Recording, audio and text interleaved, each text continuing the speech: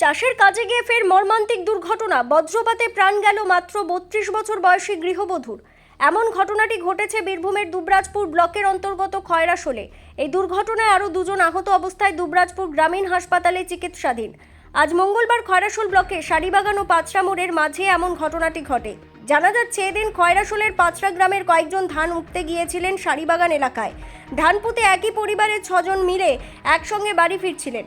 ঠিক তখনই হঠাৎ করে বৃষ্টি নামে এবং বৃষ্টির সময় আচমকা বজ্রপাত হলে 3 জন আহত হন। ঠিক হয়েছিল বাবা, এই তো জল ছড়াই গেল, মিনা মেঘে তোরা বাইর পড়লু, বাইর পড়ি বেটি আমার চলে গেল। আমরা ঘর আসছি, রাস্তা তো আসতে আসতে বাবা মাঠে থেকে মাঠেই ছিল, মাঠে গেছি 6টায় ভোর, গেছিলাম 6 জন।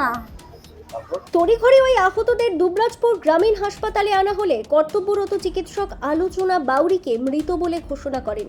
এই ঘটনায় স্বাভাবিকভাবেই এলাকায় শোকের ছায়া নেমে এসেছে। ঘটনাটা হচ্ছে এত মানে আপনার পাঁচরা বরকুড়ি গ্রামের বাসিন্দার। এরা তো এমনি চাষিবাসী মানুষ, ধান পুঁততে গিয়েছিল, বুঝলেন তো। ও ছিল, ওর বৌদি ছিল এবং ওর স্বামী ছিল। হ্যাঁ, 3 জনে একসাথে ছিল। আর বজ্রপাতে আসা মানে ফেরার পথে আর কি, হ্যাঁ, তার মানে মৃত্যু হয়।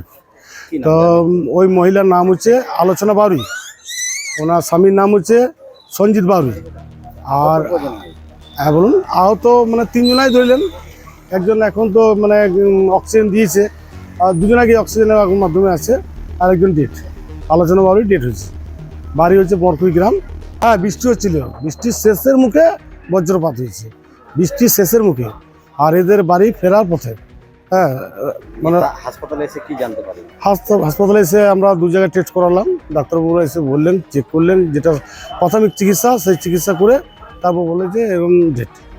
হ্যাঁ, যা এনাকে এখন রেফার করেছে সিউড়ি পোস্টমর্টমের লিগে। বাকি সরকারি জায়গায় কার্যক্রম আছে, সেগুলো করা হবে।